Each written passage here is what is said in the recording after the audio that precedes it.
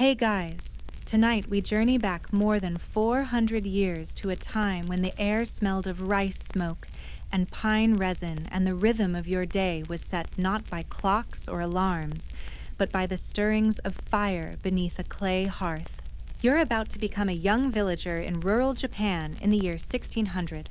And heads up, you probably won't survive this without a few calluses, one or two fainting spells, and possibly a surprise encounter with a very angry goose. So before you get comfortable, take a moment to like the video and subscribe, but only if you genuinely enjoy what I do here.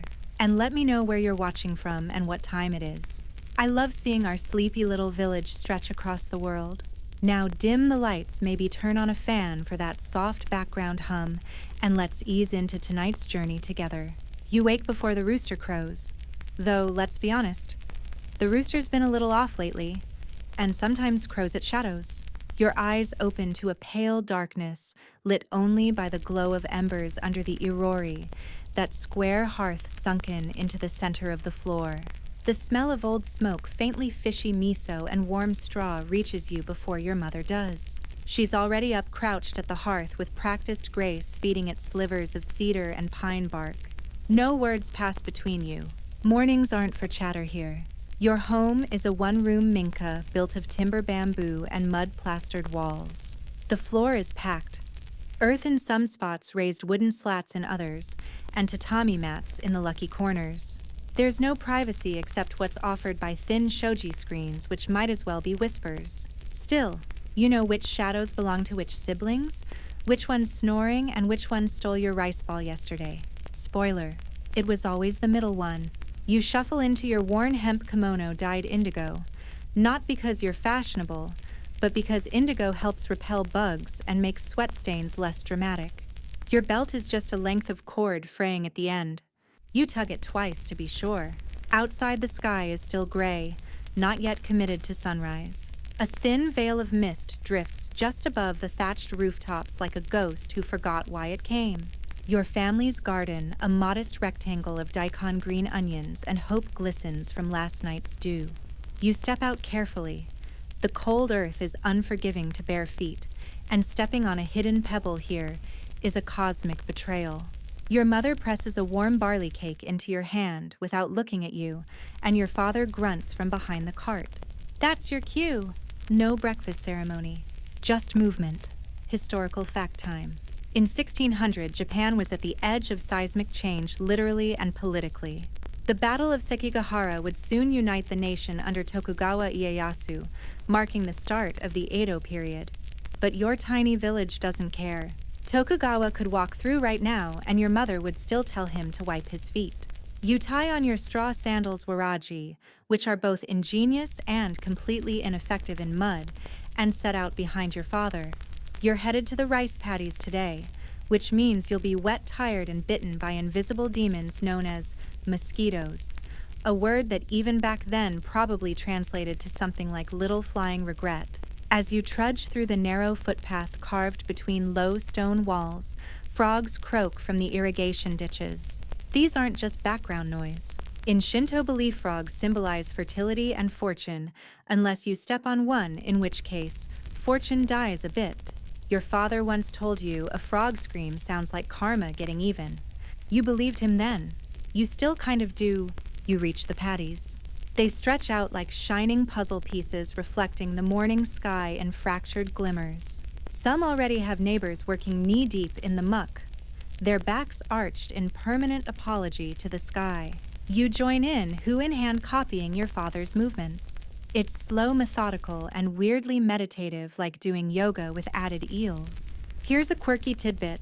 Villagers in some regions of Japan used to sing specific planting songs to help synchronize their movements in the rice fields. It wasn't just for rhythm. It was believed the rice itself grew better when sung to.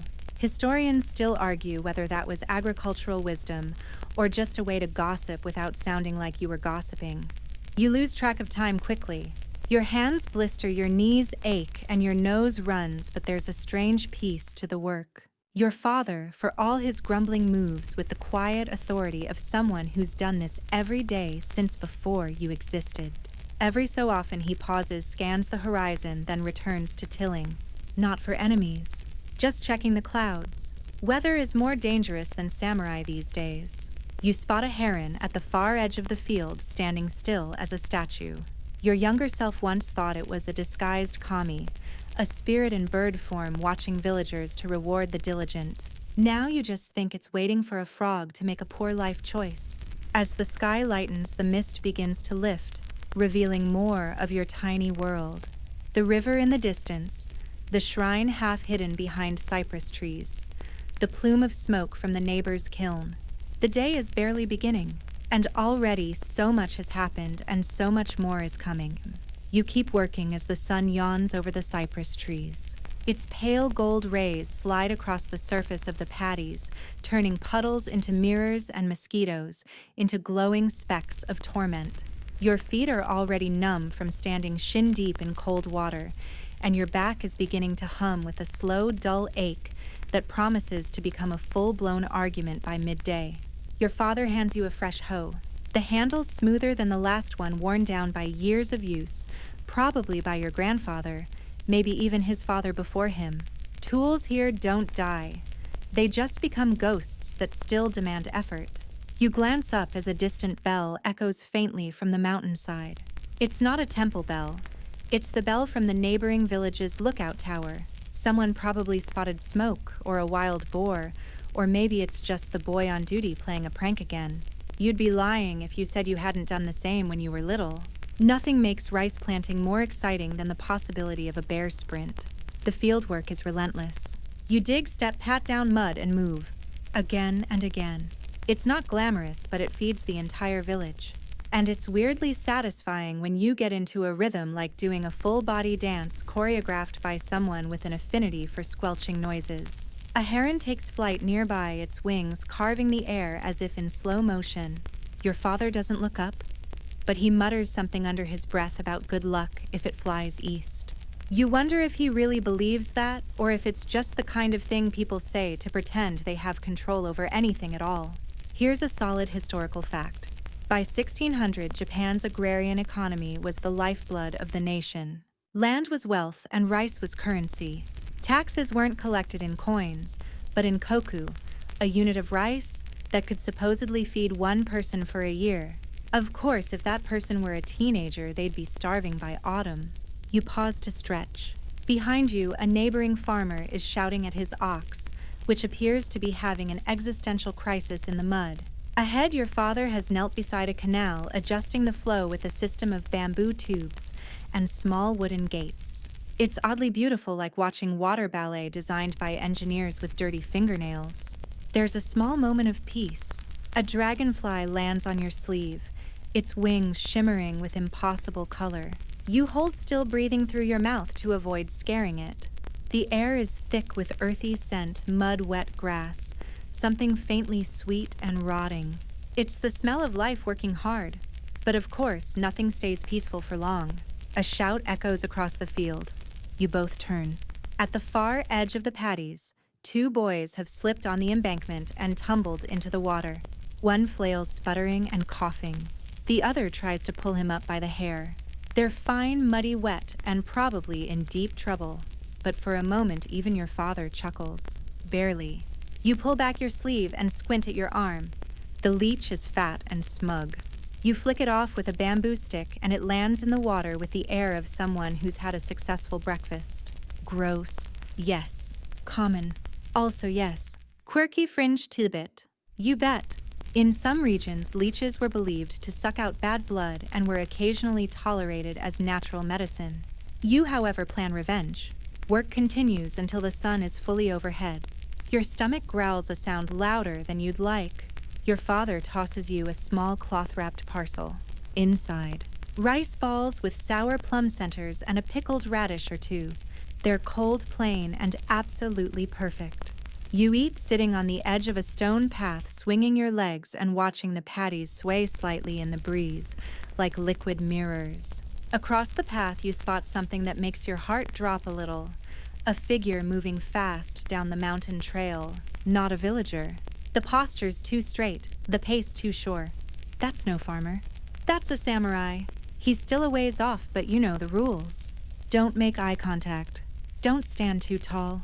Don't look too curious or too ignorant. In fact, it's best to become invisible like a pebble or a scarecrow missing half its straw. Historians still argue whether rural villagers respected samurai out of loyalty or raw terror. The truth probably lies somewhere between sword envy and survival instinct. Your father doesn't look up, but you can tell he's aware. His movements become quieter, smaller, as if to shrink the family presence on this path. You follow suit, making yourself small against the rock wall, chewing slowly like it's the least interesting rice ball in history. The samurai passes without incident.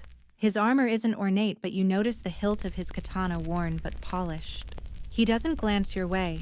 Dust rises where his sandals strike the earth, and you watch it settle like ash. Only once he disappears around the bend does your father speak again. Back to it. So you do. The work continues until your limbs threaten mutiny.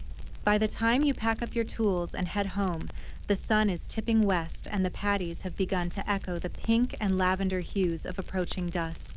You trudge back along the same muddy path you came from, sore, sun-damp, and somehow both empty and full at once. There is no reward waiting, just warm water for your feet, a flickering lantern, and the rare, rare luxury of sleep. You make it back to the house just as the shadows begin to stretch long across the courtyard, climbing up the bamboo fencing like lazy cats. The air has shifted. It's cooler now, and a breeze carries the faint smell of wood smoke and grilled sardines from a neighbor's hearth. Your stomach lurches hopefully. Inside, your mother kneels by the fire pit again, this time balancing a small iron pot over the coals. A rhythm of patience. She hums under her breath. Not a song exactly, more like a pulse. The room is dim lit by the orange flicker of flame and the fading blue light filtering through the shoji screens. Your younger brother's silhouette wobbles past like a drunken ghost chasing a cricket. He's not supposed to run indoors. He never listens. You pull off your straw sandals and wipe your feet before stepping onto the tatami. The moment your heel sinks into the woven mat, a sigh escapes you unplanned. Home may not be luxurious, but it's not a rice paddy, which is good enough. Dinner is almost ready, but not quite. You sit down cross-legged, pressing your sleeves to your sides. Posture matters here, especially around food. Respect isn't just for temples or samurai. It's for barley miso and the woman who grinds pickled plums until her fingers wrinkle like autumn leaves.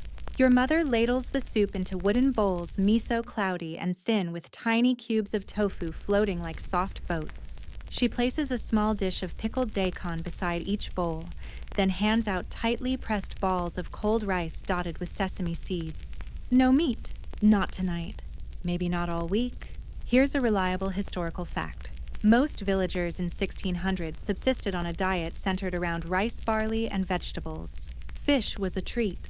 Meat was rare, especially under Buddhist influence, which discouraged animal slaughter.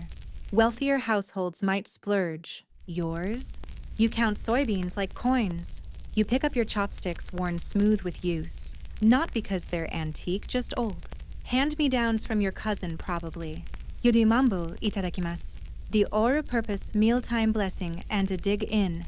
The rice is cool, but satisfying. The pickled daikon is sharp and salty, almost electric.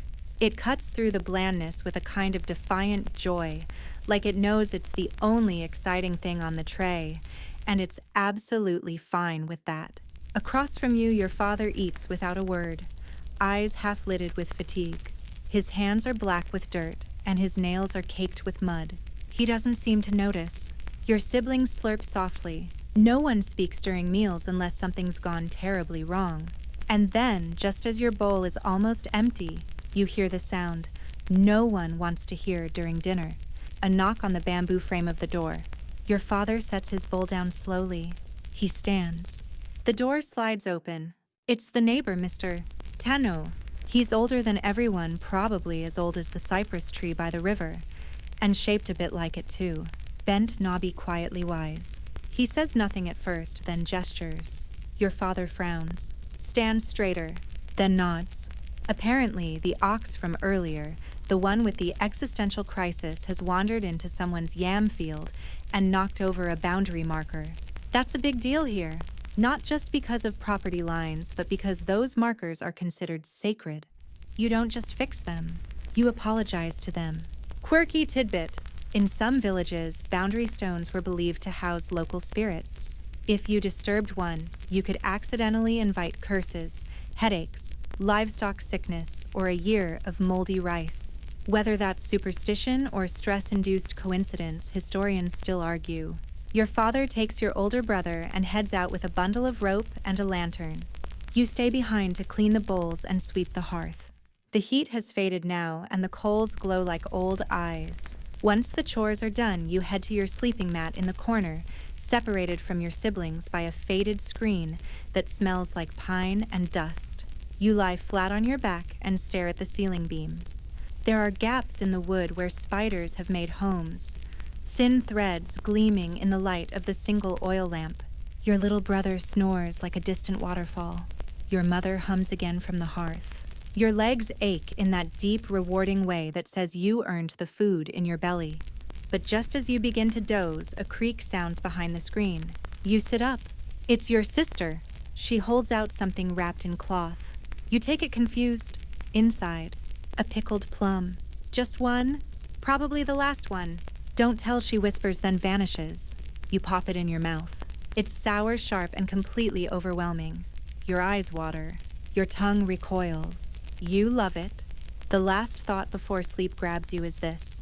It's not the rice that keeps people alive. It's things like this.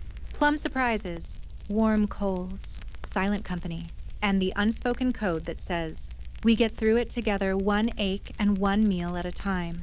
You wake before the sun again, but not before the rooster this time. He's already halfway through a deranged area of dawn, pacing the courtyard like he's challenging the wind. You groan, not because you're tired, though you are, but because today might be one of those days. Your suspicions are confirmed when your father appears at the doorway, silhouetted in morning light, and says just one word. Clear the road. No breakfast. No warm barley cake. Just sandal sleeves and urgency. The road that cuts through the village is nothing more than packed dirt and crushed gravel.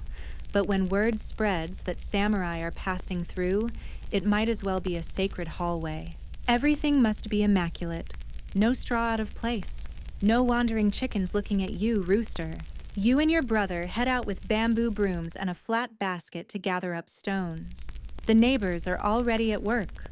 Old women tying up their hair, children scampering to fetch water to sprinkle the dust down. It's the fastest you'll ever see a village clean itself. Why all the fuss? Because samurai aren't just warriors. They're walking symbols of order, power, and occasionally chaos. In 1600, the country is still feeling the tremors from the Battle of Sekigahara. The Tokugawa shogunate is beginning to rise and peace is coming, but that peace is wearing armor and carries a sword. You sweep, you gather, you smooth, and you wait. The first sound isn't hoofbeats, it's jingling. Armor straps, tiny metal charms, a rhythm that rattles something in your ribs. Then at last you see them.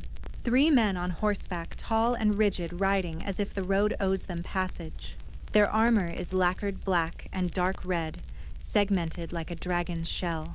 Cloth sashes flutter behind them like battle flags. Their expressions are unreadable. No one moves. Everyone bows, low, eyes down. Your forehead nearly kisses the dirt. You hear the hooves pass. One rider coughs. Another mutters something you don't catch. You feel the wind of their passing and the silence they leave behind. And then your cousin sneezes. It's not a big sneeze, more like a sharp breath with bad timing. But it's enough. One of the samurai reins in his horse with a crisp jerk. The animal snorts and stomps. Everyone freezes. You hold your breath so tightly it hurts. He looks down slowly, then speaks. Which house belongs to the headman? No one answers. Then your father rises steady and slow. Mine. The samurai stares at him, then nods once. We'll rest there, 1 hour. And just like that, your family has been chosen. You're not sure if it's an honor or a disaster. Probably both. Your mother is already boiling water. You're ordered to fetch fresh tatami mats. Your sister is running around with lacquerware bowls like they're made of glass. The house becomes a shrine of panic. Historical fact. When samurai traveled through villages during the Edo period, which is technically just beginning, they often demanded lodging from commoners, a custom called sankin kotai. Though more common later, the early 1600s were full of unpredictable power plays. Refusing wasn't an option. Hosting was risky. Best case, you get a coin. Worst case, you get a sword demonstration. The men arrive. They dismount with the precision of hawks landing. Their sandals are clean. Their hands never touch the doorframe. They remove their swords but keep them within reach. They sit, straight-backed, silent. Your mother pours tea with hands that don't tremble, but only because they've done this kind of trembling for decades already. Your sister serves rice cakes. Her head bowed so low her hair brushes the tray. One of the samurai speaks finally. Good rice. Another nods. Too much salt in the miso. The third says nothing. He just watches you. You pretend not to notice. Focus on the tatami. Count the woven threads. Anything to avoid those eyes. That armor. That possibility. But nothing happens. No accusations. No drawn blades. After their tea, they stand. The leader pulls something from his sleeve, a coin. He sets it on the floor. It's enough rice for a month. Maybe more. They leave without another word. As the hoofbeats fade, the tension breaks like cracked ice. You exhale so hard it sounds like a sneeze yourself. Your mother sinks onto her heels. Your sister giggles nervously. Your father, for the first time in a while, smiles. Later, you gather with other children to talk about what just happened. Each retelling becomes more dramatic. Someone says the samurai had demon eyes. Another swears he saw blood on one of their blades. A third claims they were headed to the mountains to fight a giant. That one might have been you. Quirky tidbit of the day. Some samurai carried small inro medicine cases decorated with symbols of protection, like dragons, tigers, or even laughing gods. Rumor had it that if you made the god laugh by offering a clever joke, you'd be spared punishment. Historians still argue whether anyone ever tried. As the sun sets, you gather the remaining dust and scrub the doorway. The road looks the same as it did yesterday, but something's changed. It's not just the gold coin on the shelf. It's the fact that for one strange hour, your tiny house became the stage of history, and somehow you survived it. You wake the next morning to the lingering smell of incense and the distant clatter of something wooden, thin boards being stacked, carts being hitched, and someone dropping a basket of leeks and swearing just barely loud enough to risk a neighborly glare. You know that sound. It's market day. You practically leap out of your bedding. This isn't just any day. It's the one where the village stretches its legs and pretends to be part of something bigger than the rice paddy, the shrine, and the rooster with rage issues. Even your father's voice has a different tone to it as he tells you to grab the bundles of dried fish and the cloth-wrapped radishes you'll bring to trade. The path to the market winds through a bamboo grove where the air feels fresher and the light dances like it's playing tag. You walk alongside your father in silence. Not out of reverence, just because your arms are full and you're trying not to trip over the uneven stones. He carries the better goods, the smoked eel, the pickled burdock root, and a tiny pouch of green tea. You're the decoy with the humble turnips and a weak smile. When you arrive at the market town, a loose cluster of wooden stalls and open-air mats at the crossroads between three villages, it's already buzzing. People shout greetings, haggle loudly, laugh too hard at jokes that aren't funny but are familiar. The air smells like roasted chestnuts, damp straw, and a hint of horse manure that somehow doesn't ruin the mood. Here's your historical fact. Local markets like this were the beating heart of rural Japan during the Edo transition. Though money was slowly becoming more common, most transactions were still barter-based. A bundle of firewood might get you dried sardines. A woven straw hat could score you a handful of millet, or if you're bold, a ceramic bowl with only one chip. You lay out your goods on a faded straw mat. Immediately, an old woman pokes one of your turnips like it owes her money. Too soft, she mutters. You resist the urge to poke her back. A merchant selling incense recognizes your father. They exchange a few words. Then silence. Then laughter. Then suddenly a sack of barley changes hands. No one writes anything down. There are no contracts. Just eyes, memory, and reputation. While your father negotiates for more salt, always salt, you wander to the cloth vendor's corner. Bolts of indigo-dyed cotton and faded silks flutter in the wind. One has a pattern of foxes dancing under a full moon. You don't need it. You absolutely want it. A girl around your age stands nearby admiring the same fabric. She glances at you, then back at the cloth. You both pretend not to notice each other. She sneezes. You say bless you too late. She laughs. You don't. And just like that, you've had your first market crush. Congratulations. A loud argument breaks out near the grain stalls. Two men are shouting over who paid first. One of them gestures wildly with a radish. It's honestly impressive. A small crowd gathers. Someone starts taking bets, not on who's right, but on who's going to cry first. Quirky tidbit. In some regions of Japan, markets doubled as social theaters.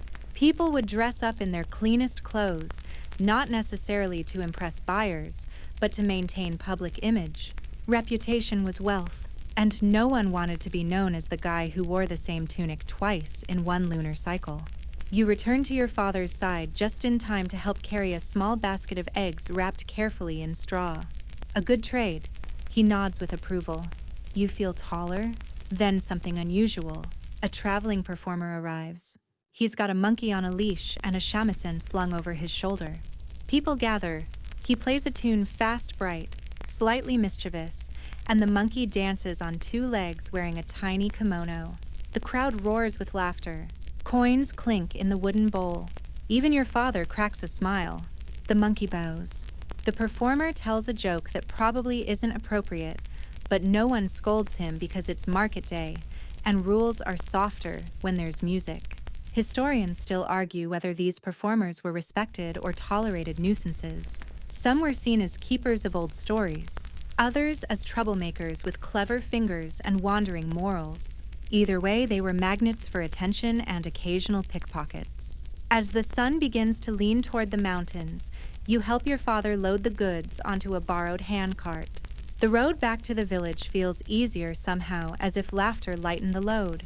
The bamboo sways gently overhead. You chew on a roasted sweet potato bought with the last coin in your pouch. Totally worth it. And when you glance down and see a scrap of the fox-patterned cloth tucked into your bundle, your heart jumps. There's no note, just fabric. But you don't need a note. You already know who left it. That night, as you sit by the fire, your father passes you a bowl of barley rice and dried sardines. No words, just that subtle, rare nod of respect. You earned your keep today, and tomorrow the turnips will be back to judging you. But that's tomorrow's problem. The morning fog clings low, heavy, like soaked cotton, wrapping the village in silence, except for the occasional squawk of the rooster, who remains as committed to chaos as ever. Today is different.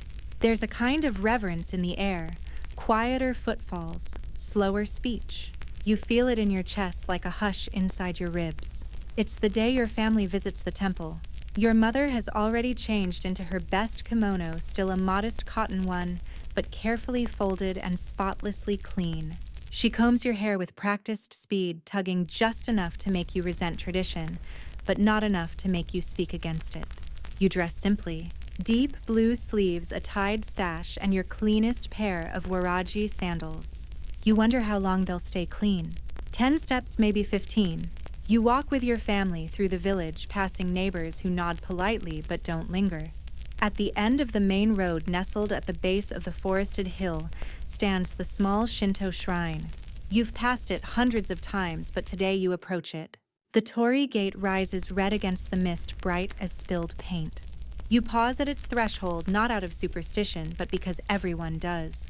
Then you pass beneath it and into sacred space. First you cleanse. A small stone basin holds still water fed by a bamboo pipe that drips steadily like a heartbeat. You dip the wooden ladle. Left hand, right hand, rinse your mouth. Tip the ladle upright. Cold water splashes on your toes. You try not to shiver. Dignity is sacred too. Historical fact. Cleansing rituals like this temizuya were practiced even in the smallest rural shrines. Shinto tradition emphasized purity not just of body, but of spirit. Clean hands, clear mind. Or at least that was the idea.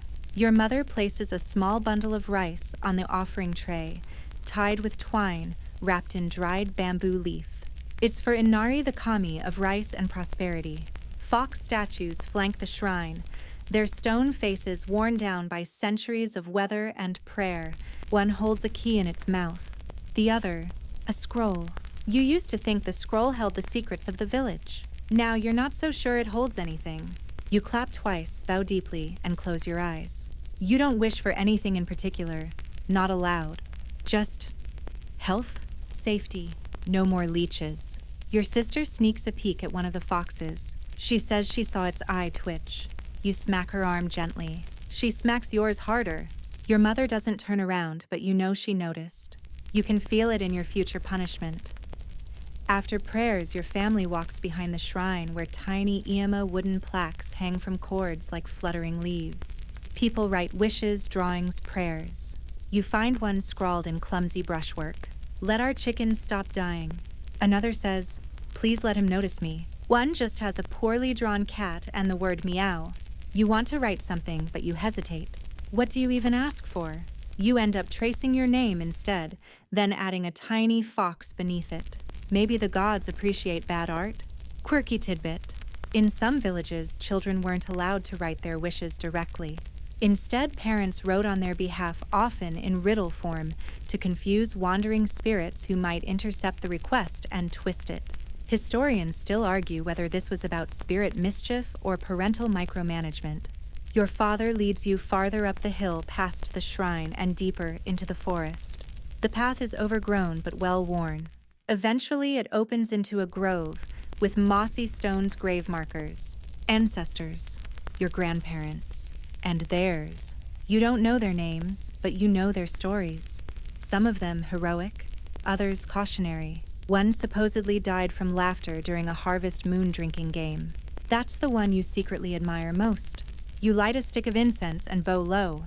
The smoke rises in lazy swirls wrapping around the trees like invisible thread. For a moment, the forest holds its breath. Then a cicada shrieks, and the moment passes. As you descend, you spot a traveling monk walking the opposite way. Head-shaved sandals, dusty robes patched but clean. He carries a wooden staff with metal rings that jingle softly. He nods to your father. They exchange only a glance, but something passes between them, a silent acknowledgement of miles walked and burdens carried. By the time you return home, the fog has lifted. The village feels smaller again, more ordinary. But inside, something feels cleaner, like the dust in your chest has been swept away. That night, over soup and barley, your sister brings up the fox statue again. Says she swore it blinked. Your mother tells her to stop talking nonsense with a look that could kill weeds. You stay quiet. But in your pocket, you've kept the tiny prayer plaque with the fox you drew. You don't know why. You just did. Because maybe something saw it, and maybe it smiled. The day begins slower than usual. The fields are too muddy from last night's rain, and your father has declared it a house day, which of course means no rest whatsoever. Your mother hands you a basket of torn-sleeved socks with holes and sashes that fray at the ends like neglected secrets. Sewing, she says simply, and gestures for you to sit near the hearth. Resistance would only get you volunteered to scrub the outhouse walls, so sewing it is. You settle in beside your sister, who is already working a needle through the armhole of a faded tunic. Her stitches are uneven, but she hums like she's making music, not mending sleeves. Opposite her is your aunt, who always seems to be visiting and yet never seems to leave. She's a furnace of gossip and sarcasm, and today, she's already got a story brewing. The air smells like burned pine miso steam and damp cotton. The hearth pops, occasionally adding its own punctuation. You push the needle through the cloth again and again, fingers clumsy but improving. You try to copy your mother's technique. Her thumb always curled, just so her wrist never tense, but your nodding is tragic. And then it begins. Did you hear what happened to the blacksmith's niece? Your aunt asks in a tone that says, she knows you didn't and can't wait to fix that. She saw a lantern floating across the river. She continues, but when she followed it alone, and at night, mind you, it turned out to be a ghost bride. Everyone makes a sound, not quite a gasp, not quite a laugh, something between shocked and delighted. You're hooked. Here's a historical fact. In 1600s, rural Japan, oral storytelling was a community glue. With few books and fewer people who could read them, tales passed from mouth to mouth like heirlooms, part entertainment, part warning. Some were ghost stories. Some were family legends. Some were probably invented just to keep kids out of storage sheds. Your aunt leans in, clearly enjoying the audience. They say the ghost bride was looking for her missing groom, and if she touched you just once, you'd wake up married to her in the afterlife. You freeze mid-stitch. Your needle pulls a crooked line that looks exactly like fear. Your sister snorts, "I'd rather marry a leech." "Be careful," your aunt replies, her voice dropping. Some leeches are just ghosts in disguise. The room laughs. Even your mother cracks a smile without pausing her sewing. Outside, the rain has begun again. Soft, steady, musical. The sound mixes with the shuffle of thread, the scrape of fabric, and the low hum of boiling soup. It's a moment stitched together as tightly as any tunic. You excuse yourself briefly and walk out to the overhang just outside the door. The village is hazy with drizzle. Smoke coils up from rooftops like old stories, and the trees shimmer with water droplets. You spot the old storyteller Master Genji sitting under the community shelter with a group of younger children gesturing dramatically with his fan. You can't hear what he's saying, but from the faces of the kids, it's something terrifying. Probably the tale of the woman with no face or the hungry umbrella that eats disobedient boys. Quirky tidbit. In some villages, elders were designated as memory keepers, not priests or teachers, just people known for remembering every tale, date, birth, and death. If they forgot that part of history, simply disappeared.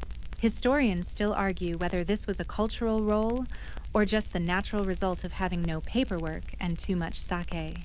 You go back inside just as the thunder rumbles. Your sister is now telling her version of the ghost bride story, which involves 2 chickens, a misplaced love letter, and a very confused monk. It's nonsense. It's wonderful. As night falls, your family gathers closer to the hearth. Sewing baskets give way to chopsticks and rice bowls. After dinner, your father even tells a story of his own about a fox spirit who tricked a feudal lord into planting beans instead of rice for an entire season.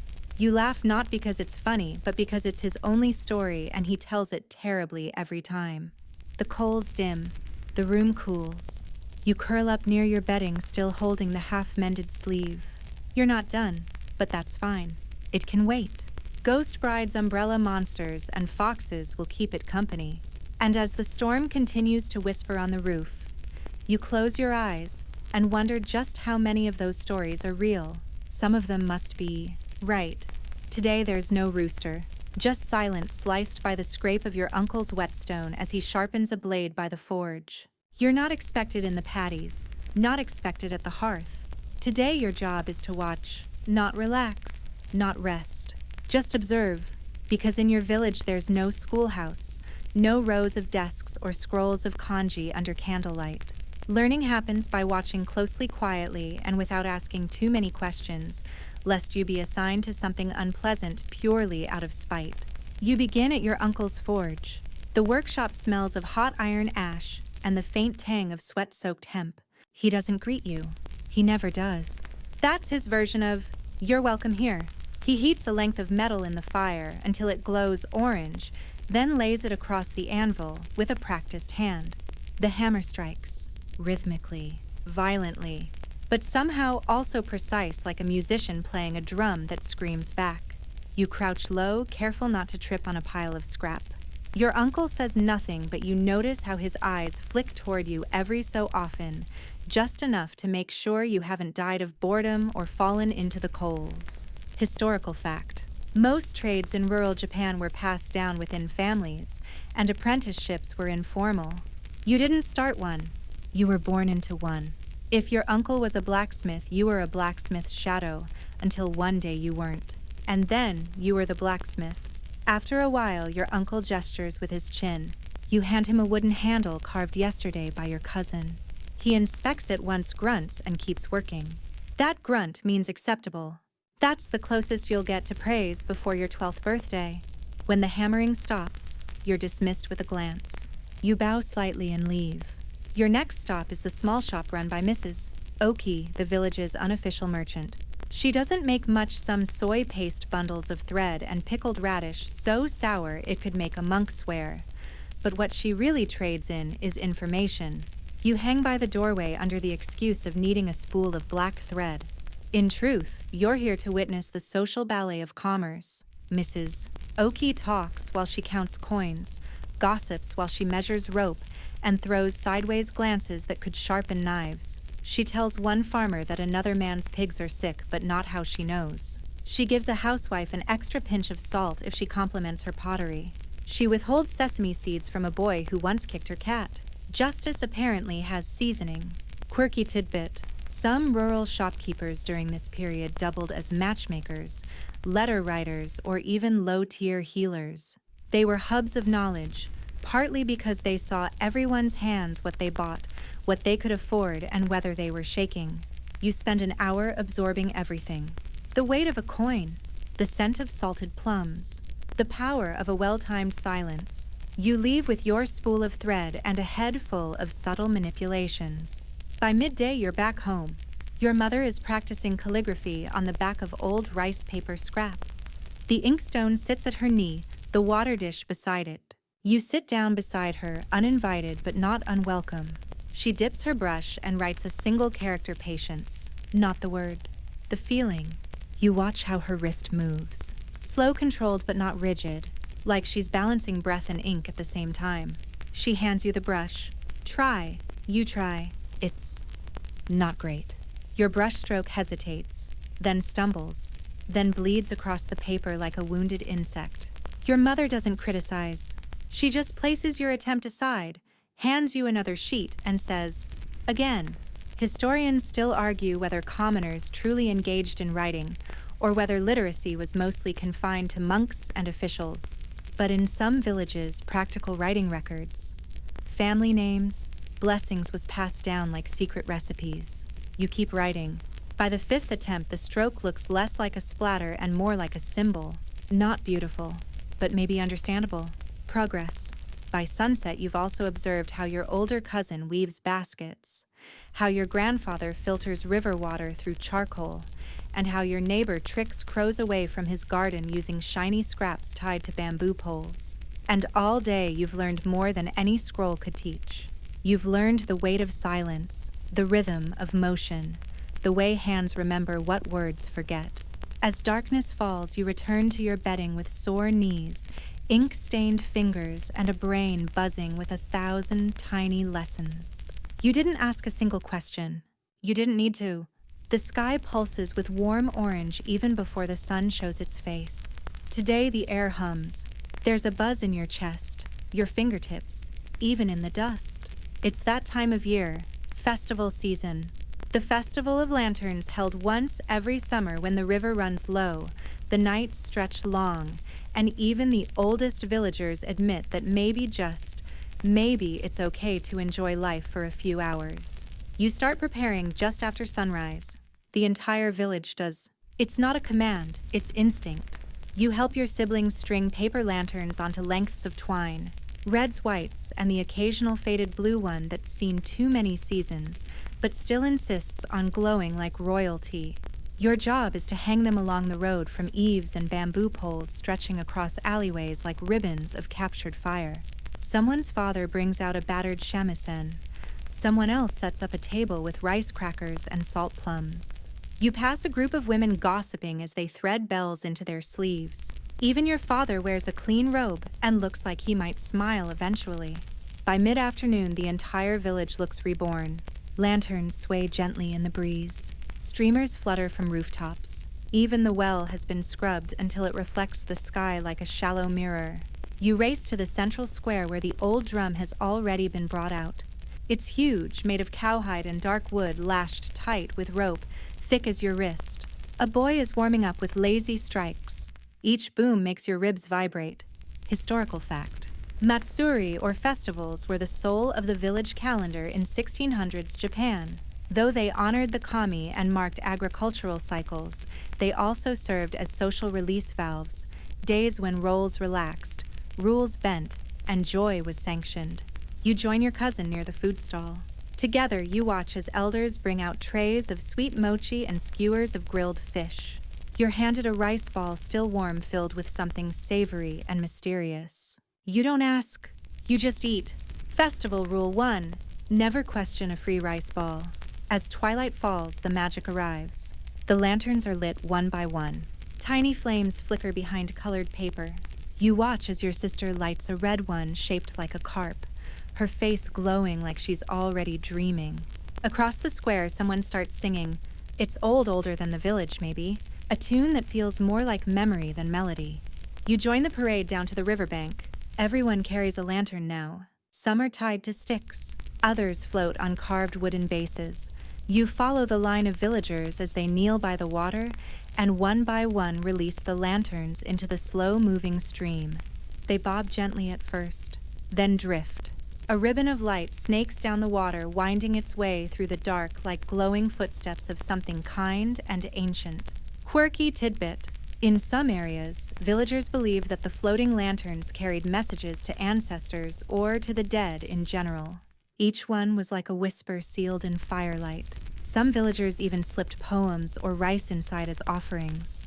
Historians still argue whether this was religion, superstition, or just beautifully irrational hope. You let your lantern go. Yours is simple. White paper, black ink characters that say Safe Harvest. A bit dull, but it floats strong, doesn't tip, doesn't falter. You take quiet pride in that. Back in the square, the music picks up. Someone has brought out masks, foxes, demons, cranes, and smiling gods. A group of older girls begins a slow, swaying dance. You don't know the steps, but your feet start moving anyway. Before you realize it, you're dancing. Laughter breaks from your chest in a way that surprises even you. Your father claps twice in rhythm. Your sister spins with her sleeves flaring. A toddler wearing a tengu mask falls over and gets a standing ovation. And somewhere in the chaos, a boy your age offers you a lantern carved from gourd. You hesitate. He shrugs. Just a light, he says. You take it anyway. Later, as the fireflies come out, you sneak away from the crowd to the hill behind the shrine. You lie in the grass, watching the lanterns still drifting downstream. Tiny stars below, tiny stars above. And somewhere between them, you think of the stories your aunt told of ghosts dancing among the living on festival nights. You think of the lanterns as fireflies in disguise, as prayers that refuse to stay in temples. And as the last notes of the shamisen echo through the hills, you whisper into the night. Not a wish, exactly, just a thank you. Because for one night your world glowed, and you did too. The morning after the festival feels wrong, too quiet, too still. The kind of silence that hangs in the air like the breath before a sneeze or a storm. Your mother wakes you gently, pressing a hand to your forehead. Up, she says. There's rope to tie. That's how you know something's coming. Outside, the sky is swollen and gray, the wind tugging at tree limbs like a warning. Even the rooster has stopped singing. You don't say anything. You just help carry bundles of braided straw rope shimenawa from the storage shed and start tying them around the tree's doorposts and fence beams. The villagers move quickly but silently. Everyone knows what this is. It's not just bad weather. It's Kaminari, a thunder god storm. And these ropes, they're not just decoration. Historical fact. In rural Japanese belief, shimenawa rope marks sacred or protected spaces. During storms, it was common for villagers to tie them around homes and trees to ward off evil spirits and misfortune. Thunder wasn't just thunder, it was a divine force, and it was personal. You help your father tie a rope around the trunk of the oldest persimmon tree in the courtyard. The rope is scratchy thick and knotted with tiny white paper charms shied. They flutter wildly in the wind like the tree is shivering. A low rumble vibrates the ground. You all freeze. Then your father grunts. Closer. You work faster now. Your sister is gathering water jars.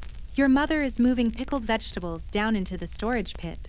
Your cousin climbs up onto the thatched roof with a bamboo pole to secure loose patches. Even the kids have jobs. Your little brother runs messages between houses' bare feet, slapping on packed earth eyes, huge but grinning. He's pretending to be brave. You don't blame him. You're pretending too. You hear the rain before you feel it soft at first, like whispers on the bamboo leaves. Then harder, thicker. Suddenly everything is noise and motion. You duck under the eaves just in time to see lightning carve across the sky like a slash from a god's sword. Thunder follows, shaking the very bones of the house. And then the storm truly begins. Rain lashes sideways. Wind tears through the village like a tantrum, tossing straw hats and flipping empty baskets. The trees bend until they creak, and the old shrine bell tolls once on its own. Inside, your family huddles around the hearth. The fire flickers but holds. Your mother begins to chant under her breath. You recognize the words an old blessing for protection, one you heard once when your cousin fell sick. Quirky tidbit. Some villagers believed that thunder was the sound of Raijin, the thunder god beating his drums across the sky. To keep him away, people would hide their navels, literally pulling their robes tight across their stomachs, because it was said Raijin liked to eat belly buttons. You catch your sister doing exactly that. You do it too, just in case. Suddenly a crash, loud, nearby. You and your father rush to the door. Across the road, the thatch has blown off your neighbor's roof. A trail of straw floats in the air like ghost hair. Mr. Tano is already trying to climb up with a tarp. Your father curses under his breath, then pulls on a rope. Come on. You're halfway out the door before your mother shouts, "Idiot children!" You want the commie to scoop you up, but it's too late. You and your father are already in the storm. You help hold the ladder as Mr. Tano climbs. Rain stings your face like thrown sand. Your hands are numb, but the work keeps you calm. That's the secret, you realize. Doing something makes the fear quieter. Together, you tie down the tarp with thick knots. It flaps like a living thing. Once it's secure, you both jump down soaked and steaming in the cold air. No words, just nods. Back inside, your mother pretends to scold you, but hands you dry cloth and hot tea. Your sister wraps your hair in a towel without saying anything. The wind howls for another hour, then begins to die. Slowly, reluctantly, the sky turns a sickly yellow gray. The rain becomes drizzle. The thunder fades into memory. You step outside and find the world changed. Branches scatter the ground. Buckets float in puddles like lost boats. One of the rice paddies has overflowed into the footpath. But the houses are standing. The shrine still glows dimly with its lantern. The old tree still holds its rope. You walk to the river. It's higher, angrier, but still within its banks. Floating in the current is a lone paper lantern from the festival, somehow not torn, still glowing faintly. Historians still argue whether these storm rituals were more psychological than spiritual. Were they really for protection or just for comfort? Maybe both. Maybe neither. Maybe when you're small and the sky is that big, you'll grab onto anything that helps you feel a little less alone. That night, you fall asleep to the soft patter of leftover rain wrapped in dry cloth with the faint smell of thunder still clinging to your sleeves. And you dream not of fear, but of lightning in slow motion dancing just out of reach. You're woken by a sound you don't recognize. Low, rhythmic, urgent. Not thunder, not a rooster. It's the midwife's chant. You sit up fast. Your mother is in labor. No one says it directly. No one needs to. The house has shifted. People move with tight shoulders and half breaths. Your aunt arrives with a satchel of herbs. The water is already boiling. The paper screens are drawn. You're not allowed to stay inside. This is grown-up business. Sacred, private, messy. So you sit on the steps with your sister and your little brother who keeps asking if the baby is coming out of your mother's ear. You tell him yes. He looks horrified. Success. The midwife's chant rises and falls like waves, soft, then sharp, then soft again. You try not to listen, but you can't help it. The walls are thin. You hear your mother's breathing. You hear your aunt calling for more towels. You hear life arriving, and for a moment it's terrifying. Historical fact. In 1600s rural Japan, births usually happened at home with the assistance of a local midwife, an elder woman skilled not just in childbirth, but in herbal medicine chants and protective rituals. There was little ceremony, but intense reverence. New life was a gamble with death in the room. The neighbors know. No one says it, but the air around your house hums with awareness. Someone drops off hot rice. Another leaves a basket of bean cakes outside the door. Quiet offerings. Insurance against disaster. Your grandmother, who hasn't moved quickly in a decade, shuffles into the yard and sits beneath the plum tree, whispering a prayer into her sleeve. She doesn't enter the house. She knows her place. but she watches the smoke rise from the chimney like it might carry a message. You remember a story your aunt once told about a spirit called the Kekai, who waits near the doorway during births to steal the soul of the child. That's why the midwife sings not just to soothe your mother, but to ward off things that don't belong. Quirky tidbit.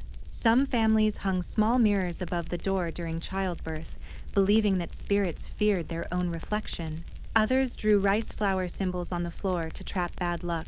Historians still argue whether these were real superstitions or old rituals preserved out of habit and fear. By mid-morning, the chant changes. It shortens, tightens, the tone shifts. You glance at your sister. She's holding her breath. Then, silence. No crying, no chanting. Just a long, awful pause. Then a wail. Your shoulders drop. Your breath returns. You don't realize how hard you were squeezing your knees until your legs fall asleep beneath you. The baby is alive. Your aunt emerges first, sleeves, soaked eyes, tired but bright. A girl, she says, wiping her forehead with a scrap of cloth. Strong lungs. Your little brother groans. Not another girl. You swat him, then smile. You all do. Later, you're allowed to enter. Your mother lies flat, eyes closed skin, pale as rice paper, but her lips twitch into a smile when she sees you. She doesn't speak. She doesn't need to. You kneel beside her, placing one clumsy, unsure hand on the baby's wrapped form. She's red and tiny, more frog than human, but she moves. She's here. Your grandmother steps in next. She doesn't look at the baby directly. She bows first. Deeply, like she's greeting a guest who outranks her. Someone burns a stick of incense and leaves a handful of rice near the door. The mirror above it catches a flash of sunlight and glints once like a blink. That night, the house stays quiet. No one cooks. You eat leftover rice balls and cold tea. No one minds. There's too much reverence in the air for hunger to be a problem. You sleep near your mother's bedding, curled up on your side, listening to the soft, huffing breaths of the baby as she shifts in her swaddle. The storm is gone. The lanterns are packed away, but something bright still burns quietly at the center of your world. And it cries every few hours. You wake to the sound of shouting. Not festival shouting, not baby crying, angry shouting. You stumble out the door to find half the village gathered near the well. Two men are arguing loudly, spitting words like stones. One is Mr. Tano, your neighbor with the stubborn ox. The other is a younger man from the next farm over who always walks like he owns the road. Neither of them looks ready to back down. Between them on the ground is a pile of broken bamboo fencing, the boundary marker that once stood between their plots. Knocked over, trampled, and that's not just a piece of wood. It's sacred. In this village, stealing water, cheating weight at market, or letting your ox wander into someone's field aren't just bad behavior, they're moral betrayals. Land isn't just soil, it's family, memory, ghosts. And today, it's also the reason someone's going to be tied to the punishment post. You've never seen it used before. It stands near the shrine like a warning carved into the earth. Just a tall, weathered beam with iron rings and faded prayer strips nailed to the base. You always thought it was for legends. Now it's for Mr. Tanno. Your father whispers. He confessed. You stare. It wasn't the ox this time. It was him. Late at night, looking for sweet yams. He thought the line didn't matter anymore. Thought no one would notice. They noticed. Historical fact. In Edo period villages, punishment was often handled communally. There were no prison. Instead, justice was public, symbolic, and designed for shame. Tying someone to the punishment post for a day or longer was a way to let guilt ferment in sunlight. Mr. Tano kneels silent. He says nothing as the headman reads his offense. He doesn't argue, doesn't cry, just looks at the ground like he hopes it'll swallow him. They bind his hands behind the post. A guard is appointed not to keep him in, but to ensure no one harms him out of revenge. Everyone watches. That's part of the punishment. You stand with the other children. Some of them are giggling nervously. One dares another to poke him with a stick. You feel sick. Your sister whispers. He gave me chestnuts last fall. You nod. You remember. He helped your uncle rethatch the roof. He fixed your sandals when the straps broke. He's not a villain. He's a man who made a bad decision in a village that doesn't forget. By noon, the sun beats down. Sweat shines on his neck. A fly lands on his cheek. He doesn't move. Quirky tidbit. Some villagers believe that if you were punished near the shrine, the gods saw you. And that was actually worse than the people seeing you. Because people forgive, spirits don't. Historians still argue whether the punishment post was more about justice or theater. Maybe both. Maybe the real punishment wasn't the rope, but the silence. The way no one looked at you quite the same afterward. Your mother refuses to speak his name during lunch. Your father says nothing but his chopsticks rest too long between bites. That evening, after Mr. Tano is released, he walks home alone. No one helps. That's not cruelty, it's ritual. He must walk through his shame. But later, quietly, like wind slipping under a door, someone leaves a bowl of barley soup on his doorstep. Another leaves firewood. The next morning, his ox's yoke has been repaired. No one says a word. That's part of it, too. The village punishes, but the village also heals. That night, you lie awake thinking not of the post, but of the kindness afterward. The secret acts, the quiet redemption. You think about how easy it is to cross a line, and how much it matters to step back over it. Snow arrives like a whisper in the night. You wake to it. The air is too still, too soft. And when you push open the paper screen and peer outside, the world has changed color. White, everywhere. Snow blankets the rooftops, silences the trees, and turns the dirt road into a perfect, untouched canvas. Even the rooster has given up. You wrap yourself in layers, too. Robes a scarf that smells like pickled plum and straw sandals that wish they were boots, and step outside. The snow crunches like fresh mochi under your feet. Your breath comes out in puffs. You catch one and pretend it's a spirit escaping your mouth. Your father is already up clearing the footpath with a bamboo broom. Not out of joy, just necessity. Life doesn't stop for snow even if it should. Especially not here.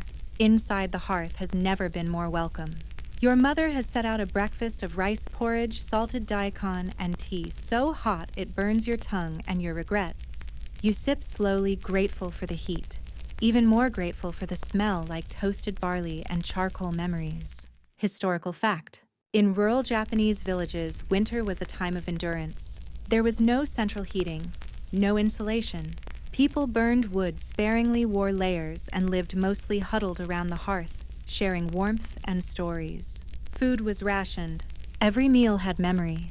You helped bring down the preserved vegetables from the rafters. Plums shriveled, but potent pickled burdock turnips buried in clay pots like sleeping treasure. Each item is a small miracle. Every bite was earned months ago under a hot sun. You barely remember now. Outside, smoke curls from nearly every chimney. Children make snow oni and throw snowballs so dense they could double as punishment. Your sister makes a tiny snow shrine and insists it grants wishes if you bow 3 times and whisper your name backward. You try it. Can't hurt. Your cousin appears with a board of frozen tofu, proudly announcing, "We've got the crunchy kind now." You nibble a piece. It's crunchy and cold and oddly satisfying. Quirky tidbit. During winter, villagers sometimes used snow as an ingredient, not just for storage or ice. Some made snow pickles using packed snow to help ferment vegetables slowly. Others believed snow-caught water brewed the purest miso. Historians still argue whether snow-enhanced fermentation actually mattered or just made for good seasonal bragging rights. In the afternoon, you walk with your father to the grain storehouse to check the barrels. The snow is deeper now up to your knees. He moves slow, deliberate, each step a crunch. You mimic him like a little shadow bundled in fabric. The grain's holding, barely. You do the math in your head. Enough to last the month if no one gets greedy. If the rats stay polite, that evening the village gathers not to celebrate, but to survive. At the shrine courtyard, a few families meet under the eaves. They share hot tea, swap old pickles, tell jokes that creak with age. It's not a party. It's insurance against loneliness. Your aunt tells a story about a snow spirit who takes the form of a beautiful woman. She appears to men who get lost in snowstorms offering warmth. But if they speak her name aloud, she melts and they freeze. Everyone laughs nervously. Your cousin mutters, "Sounds worth it." The fire crackles. You huddle beside your sister, passing roasted chestnuts back and forth like secrets. One rolls into the snow. You both stare at it for a full minute before laughing until your sides hurt. That's how little it takes in the cold. The walk home is quiet. Your feet ache. Your nose is numb. But the stars are out sharp and cold and endless. The snow glows blue in the moonlight.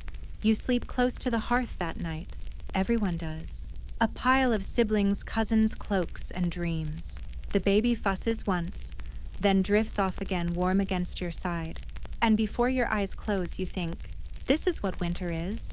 Not just snow, but closeness, quiet, and the long shared patience of waiting for warmth to return. The snow finally begins to melt, and with it, something inside you begins to shift too. The air carries the scent of damp earth and plum blossoms just barely, but enough to make you notice. Something is ending. Something else is waiting. You're summoned at dawn, not by your father this time, but by the village elder. He stands by your door in his heavy cloak, leaning on a carved staff, his breath fogging in the morning air. It's time, he says, like it's both a command and a riddle. You don't ask for details. You know, you're coming of age. You dress in your cleanest robe, blue-gray cotton sleeves mended 3 times, belt tied not too tight. Your mother gives you your father's old hachimaki, the faded headband he wore when he took his bow shot years ago. You knot it around your forehead. It smells faintly of sweat, charcoal, and pride. Outside the village is gathered around the dry field by the shrine. A target has been set up, a ring of straw wrapped tight and suspended on a wooden frame. A ritual bough rests on a cloth at its base. No one touches it. Not yet. Historical fact. Coming-of-age ceremonies varied across regions, but often involved a symbolic task, cutting wood, sowing a row of rice, or most memorably, firing a single arrow. It wasn't about skill. It was about intention. Strength wasn't measured in success, but in composure. You're led to the bough by the elder. He says nothing. Neither does the crowd. Silence is part of the ritual. You pick up the bow. It's heavy, not just in weight, but in meaning. You've watched others do this. Now it's your name they'll remember. You notch the arrow, hands shaking, muscles unsure. The straw target wavers in the wind, or maybe your eyes just won't stay still. You raise the bow, pull, hold. You let go. The arrow flies wide, not disastrously, but enough that it misses the center. And yet no one jeers. No one groans. They clap. Slow, measured, final. Because it wasn't the arrow that was being judged. It was you. Your father steps forward. He hands you a folded cloth. Inside, a sash, dark red with one gold thread running through it. He wore it. His father wore it. Now it's yours. Your mother places a single yum blossom in your hair, laughing at how serious you look. Your sister says, "Well, at least you didn't drop the bow." Later that afternoon, you're sent to the river to gather stones for the coming planting season. A dull chore, but it feels different now, like you're not just running errands, but preparing the village. The water's cold, but your hands don't shake. You choose your stones carefully, round, smooth, the kind that won't cut roots. As you work, a small boy watches from the far bank. You recognize him, your neighbor's youngest. Barefoot, curious face covered in rice crumbs. He asks if you're the one who won the arrow game. You nod once. He says cool, then runs off. Quirky tidbit. Some villages kept a memory scroll that listed every successful rite of passage. Not for records, but for matchmaking later. He missed his arrow wasn't a mark of shame. It was a reminder. He aimed.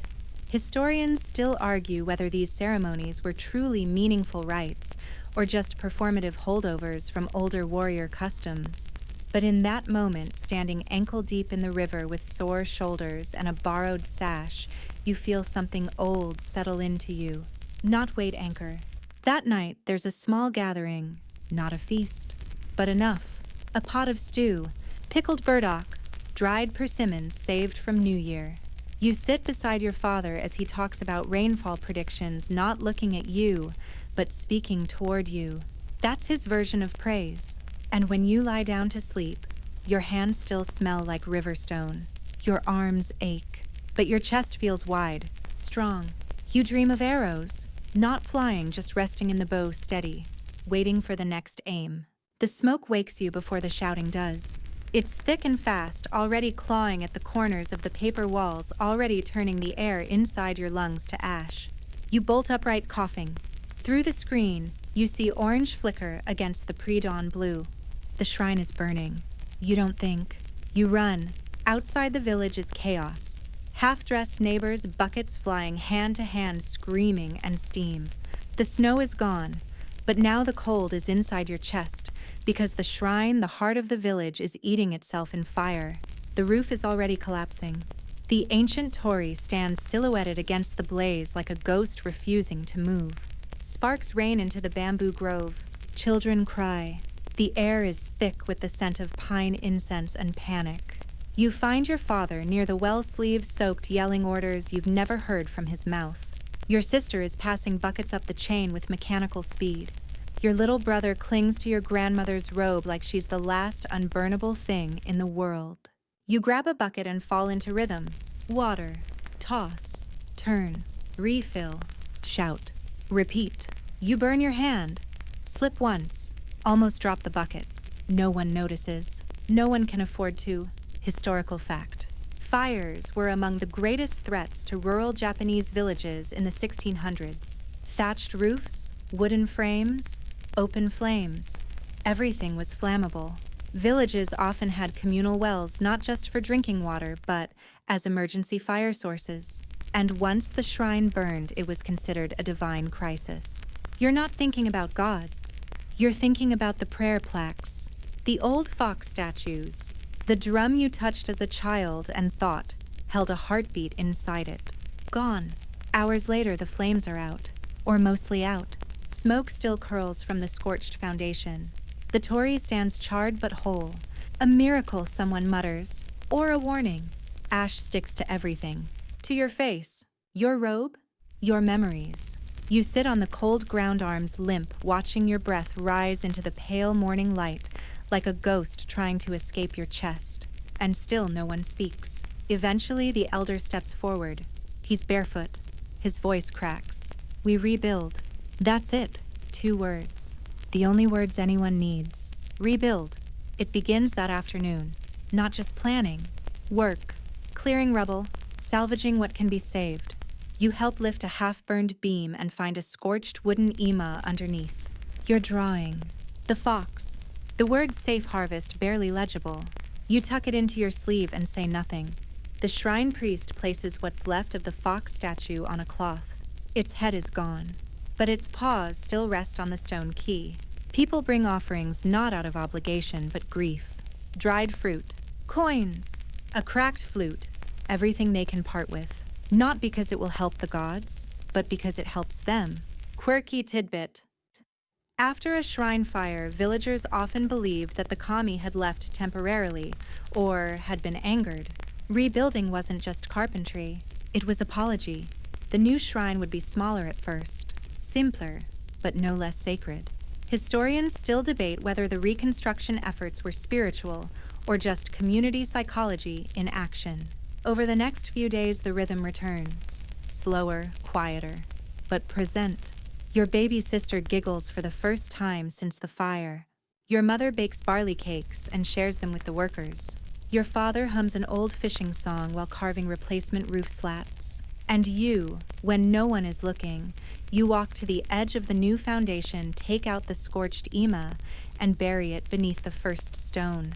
Not for luck, not for gods, but for memory. That night, the sky is unusually clear. Stars shine through the smoke-haloed air like holes poked in the heavens. You lie beside your siblings in a shared warmth of exhaustion. The wind outside is gentle now, as if careful not to disturb the healing. And you understand something? The village is fragile. Life is fragile. But that's what makes it precious. Not because it lasts, but because you choose over and over to rebuild it. So now, as the firelight fades and the stars blink above our sleeping village, let's allow the story to settle into stillness. The river, once wild with spring thaw, now moves like silk over stone. The paddies will flood again. The shrine will rise again. The cycle turns slow and steady like a millstone powered by memory. You've walked barefoot through mud-tasted pickled plum, missed your shot-tied sacred rope before the thunder god arrived, and watched a sacred place burn to ash, and still, you carried water. You sowed what was torn. You learned not just how to live, but why to keep living when everything feels small and temporary and out of your control. That's village life, not grand, not loud, but full of quiet rituals that stitch one fragile day to the next. Let that softness stay with you now. Let it settle into your chest like warm tea. Let the snow return in your dreams, not as cold, but as comfort. A hush, a blanket, a breath. No gods to fear, no buckets to carry. Just the slow, sacred rhythm of survival. You're not alone. The fire is low. The air is cool. And the world, though broken in places, is still turning gently, patiently around you. Good night. End of script. Sweet dreams.